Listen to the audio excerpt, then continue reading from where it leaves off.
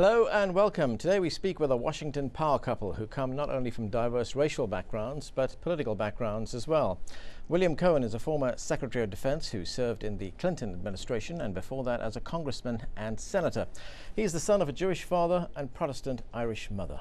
Janet Langhart Cohen is an African American who was raised by a Southern Baptist single mother. She had a successful career as a model and television personality and now runs her own communications consultancy. They first met in 1974 and married on Valentine's Day in 1996. Earlier this year, they published a book that candidly describes their experiences with racial and ethnic attitudes in modern-day America. Love in Black and White, a memoir of race, religion and romance. Don't forget, you can call in with your questions and comments. You can reach us at the numbers there at the bottom of your screen. Mr. Secretary, Janet, welcome to the show. Thank you. Well, we're here to talk about your book and yourselves, and as you heard there in the introduction, you both come from very diverse backgrounds. So let me ask you straight off the top, Janet, how did you meet? Oh, we met seemingly long ago and far away now. In Boston, I was doing a television show, morning show, talk show there, and Bill was coming through as a young congressman who had made news, had made headlines, was on the cover of Time magazine because he had voted for the articles of impeachment for Richard Nixon, and his being a young Republican, having the courage to do that, we in New England were quite proud of him. He was on his way home to Maine to see his constituencies and his family, so he stopped in Boston to do our show. And I didn't get to interview him the first time. My co-host interviewed him, but he would make repeat visits, and then I got to meet him. Well, despite the fact that you didn't get to interview the secretary, he was very impressed with you, from what I understand. That's what he says. I was. It was a very unusual beginning because, as I wrote in the book, we were passing each other in the corridor, more or less, and I was just getting a sip of water, and I was suffering a terrible cold, and I was blowing my nose and looked up, and there she was. So I did not make a great first impression, but I took pity on him and decided to marry him. Well, were you impressed, Janet, after a while? I was. He was, as I said, someone we were most proud of because he showed great integrity and courage. But Bill was married at the time, and I was single, and we became friends because he would help me with my interviews, because I wanted to know more about how Washington worked, and he would help me with that. And then time went on, our lives changed, and we began to date many years later, and married shortly thereafter. Now, when you first met, this was in the mid-70s, right? 1974. Yeah. I mean, those are very different times in the United States and indeed throughout the world. The laws that banned interracial marriage had been done away with in 1967, but attitudes remained the same. Right. So when the two of you met, I mean, what gave you the hope that this relationship would succeed? Well, it comes from, in part, my background. My father was willing to marry the woman that he loved. He married outside of the Jewish faith and married an Irish woman, and that sort of set the tone for me. We certainly experienced discrimination as a result of that, but I found my father to be a great role model for me to emulate, and so when the time came that Janet and I fell in love, I decided that I was going to propose to her. She didn't accept, by the way. It took a long time. I proposed on many occasions, but she was afraid she might injure or impair my political career by marrying me, and so decided that she was going to wait until such time as I had a change of career. So I didn't have as much confidence in America as Bill did on the race issue. I thought his being married to a black woman, an African American woman, would hurt him on his re-election, because I've lived in two Americas. I grew up, as Bill did, in the shadow of World War II, when America was a very different country than it is now. We have realized and come closer to our promise. But when I was a young girl, we were a segregated nation, an apartheid nation. You know something about apartheid. There were separate and unequal rights and not so much rights, but accommodations for us. And I had seen a lot of things. I'd had a cousin lynched. I had friends murdered because of their race, and it was very scary for me. Even though I'd realized America had come into the light, I was afraid that there might still be something lurking there that would get in the way of his future, of his progress. And I didn't want to take that chance. As it turned out, America has reached a certain part of that promise, and here we are. So you knew each other for something like just over 20 years before you got married. And when you decided to get married and while you were seeing each other in those 20 years, how did your friends and family react to the relationship? Oh, my friends and family, black and white, were very supportive. My father was concerned because he had served during World War II and served in a segregated military and had been victimized by racism and was afraid that the white race wouldn't accept me, that I wouldn't be embraced in Bill's world, and wanted to know why the flower of his family would want to take that risk and be rejected by the larger society. And I understand that. My father feeling that way about his daughter, but he was mistaken. So it wasn't a sort of racist reaction from It was a fear reaction. He was afraid for me. It wasn't that he was anti-white or anti-integration or anti-interracial. He had had a different experience coming up as a young person in America, and he was afraid that experience might visit me, and he wanted to protect me from that. In other words, he had fought during World War II to help liberate people in Europe and some of the camps, concentration camps, and yet had to come home and forced to take off his uniform and put it in a suitcase and ride in the back of the bus because he was afraid of being beaten or murdered traveling south. Because my grandparents lived in the South there in Kentucky. And the South, I don't know if many of your viewers know a lot about our history, but in those days, it was a very dangerous place to be in the South, even if you were wearing a uniform. And we're a very patriotic country all over the country, even then. But it was thought that why are these colored boys wearing our heroes' uniforms? So my father would pack his uniform away and ride on the back of the bus. But the irony, the best part of the story, I must say, is that the promise of America is that I, that daughter of that soldier, grew up to marry the Secretary of Defense. Well, we have a caller on the line now. This is Anwar calling from Paris. Anwar, go ahead with your call. Thank you, Anand. Hello, Mr. and Mrs. Cohen. Congratulations on your happy marriage. Thank you. I would like to ask Secretary Cohen a different type of question. And I know you are a Republican and you served a Democratic president. However, if you would be the Secretary of Defense in the year 2001, how would you handle the Iraq crisis or Iraq war? Would it be same like Secretary Rumsfeld, or would it be significantly different than him? Well, you know, it's always easy to go back and second guess what has been done. I can only tell you how I felt prior to 2001, and I felt that it would have been a mistake for the United States to have gone into Iraq. In fact, we felt that we had Saddam contained, both in the north and the south, and he couldn't really move against anyone in the region or against us, and we had no intention of going in. But if we had to go in by his moving toward Kuwait, Saudi Arabia, Israel, or attacking our aircraft, we had a plan that called between 400,000 and 500,000 troops to go in, but that was something we did not want to do.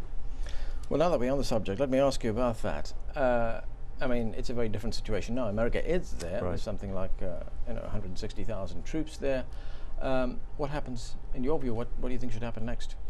Well, I think we're on the right track now. Namely, we're looking for a way to reduce our presence, to do it systematically, to not jeopardize whatever stability exists currently in Iraq, but equally important, if not more importantly, and I just returned from the region, that we not jeopardize the stability of all of the Gulf states. They are very concerned that the United States will leave precipitously, putting them in danger. They're very concerned about the possibility of Iran developing a nuclear weapon. As a result of that, the Gulf states are now announcing that they are going to pursue the production of nuclear power for peaceful purposes, which means we're likely to see a proliferation of nuclear weapons throughout that region, which is not going to put anyone in greater safety and much greater jeopardy, frankly. Well, I want to come back to some other political questions later, but we have an email here from Tunde Famu. He's in Lagos, Nigeria. And his question is, do racial and political differences affect your love for each other? How do you handle and manage those differences? Well, hello to everybody in Nigeria, and the answer is no. The social aspects are the social aspects, and we've defied those and overcome those. As a couple, we love each other on an individual, personal, spiritual level. That society may be a problem for others, but it isn't for us. The problem we have is really she's a Democrat and I'm a Republican. That's the next marriage. We have. And we discuss this constantly. No, but no. Love is a very personal and soulful thing, and I think love would not allow society to interfere there. Now, in your current day-to-day lives here in the United States and in the 21st century, do you experience any racist sentiments at all? Yes, we do. You want to tell about the time?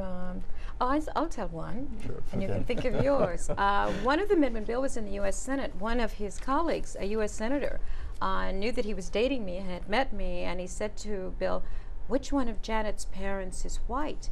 And Bill said, "Neither one of her parents is white. Why do you ask?" And he said, "Well, she's so intelligent." And that's not only racist, that's stupid. I mean, that's silly, isn't it, when you think? Yes, it is, absolutely, yeah. And Mr. Secretary, you were going to tell us a story. Well, that was a story I was going to tell yeah? you because it's the most classic in terms of stereotypical images and concepts that people have about race. We're seeing it play out with Nobel Peace Prize winners who declare that Africans have smaller brains, therefore not equally intelligent. So you're seeing it continue to play out on a day-to-day basis when in fact what we have come to understand that all people on this planet have innate ability, and what really represses that ability are social or racist or bigoted attitudes. But release people to fulfill their highest opportunities and ambitions, we're all capable. And I think race, and I don't think it's just here in America, I've seen it all over the world wherever I've gone. It's not just cultural, economic, it's color. And what I've seen here in my country, America, is that color is really embedded in who we are, I guess because of our slave history and the Reconstruction and the Civil War. But I find that it shaped people in the way that when black people see Bill, they give him high fives, they like him, and when they see me, they question why I'm with him. So it's the different perspective. Right. We have another caller on the line. This is Ali calling from Thailand. Ali, what's your question? Yes, thank you. I just want to ask your guest that maybe you are not from different cultures actually to marry together, but at least from different societies. So, as an experienced marriage person, what is your suggestion on married in different cultures? Because, when two people from different cultures, they marry together, there might be some points which they disagree with each other. So, on experience already, I just want to ask them some suggestion or solution. Thanks. That's an excellent point to talk about culture. We've been talking about race. I mentioned economic differences. Culturally, we're of the American culture. Perhaps we're of subcultures, his being from Maine and his Irish Jewish background, my being from Indiana and my Southern Baptist all black or multiracial background. And we celebrate the same holidays, we salute the flag, we have so many commonalities that the cultural difference isn't as critical, even the faith difference isn't as critical. The race difference from outside of us is the factor that I think most people ask us about. Don't you find that, Bill? I think that's true, and what we have tried to do is to always find the middle ground. Whether we're talking politics, Republican versus Democrat, where do most people live? They live in the middle of life, not at the extremes, either right or left, but in the center of life. And that's what we try and do in bridging any subculture divides that we may have. Given my background, Janet's background, we say, what is it we have in common? The love, to be sure, but we share an interest in so many things that are quite similar. So and it is a union like this one that has created perhaps maybe the first African-American president of the United States. Well, I was just going to ask you that. Would you have thought 31 years ago that there'd be an African-American who would be a front runner for the White House? I don't think so. At that time, I think it was beyond the pale of at least not possibility, but probabilities. But life is changing, as Janet has said. I have a son, by way of example, who is married to an African-American woman. I have grandchildren who are little Barack Obamas, basically, who are mixtures. And it's quite accepted. So life is changing. It may not be fast enough for all of us but in terms of the cosmic significance of it, but it's changing pretty rapidly in this country. But speaking of the cosmic significance of it, I believe in a greater power, something greater than all of us, whether we call it God or Yahweh or Allah, whatever. That anything is possible through that faith, and anything is possible in America. Look at us. Well, let me get another quick question in from one of our callers. This is Samira calling from Bahrain. Go ahead with your question. Yes, hello. Yes, I'm Dr. Samia Kostandi. My question is, your marriage is wonderful, and it's a testimony to all the ideals of democracy, anti-racism, anti-apartheid. And I'm wondering what your opinion is on the fact that those ideals do not carry into the solution of the question of Palestine where America is concerned. Yeah, if I can respond, I was just in Bahrain, by the way, and spent some time dealing with these issues in terms of Israel, Palestine. And for the viewers' information, I have been an advocate for some time, more than 10 years, to create a separate Palestinian state, because I'm convinced that the Palestinians need to have their own state, autonomy, sovereignty, dignity, and economic opportunity for themselves and their children. The Israelis need security. We need to bridge that gap, and I am hopeful. President Bush has initiated this initiative at Annapolis most recently. It comes very late in the game, but better late than never. And if we can, in fact, move forward and have both sides really compromise to say, this is what the Palestinians need and deserve, they are entitled to this, you have to have hope. And without hope, then you're willing to turn into a suicide bomber because you have no hope for your children, yourself, and the future. That's what we need to do, is to give the Palestinian people hope. We need to give the Israeli people security, saying if they make these compromises to come back and exchange land for peace, it's a real peace. And they're not simply moving an adversary closer to their existential existence here. So to eliminating that. We just have a minute left. I want to ask you a very political question. What do you think of the current crop of candidates running for the White House? Well, I think like most Americans, I haven't found a single candidate who represents everything I would like to see. As a matter of fact, in the very near future, a former colleague of mine from the Senate, we are going to be speaking out, trying to raise the level of debate in this country, because we think sometimes our political system tends to trivialize issues that are of great importance, and we hope to be able to contribute to that debate in the coming weeks. Well, former Secretary of Defense William Cohen, Janet Langhart Cohen, thank you very much for joining us. Thank you very much on the show today. Thank you. My pleasure. And thank you for being with us. On the next show, we speak with Mr. Bombastic himself, the Jamaican reggae star known as Shaggy, about his latest album, Intoxication.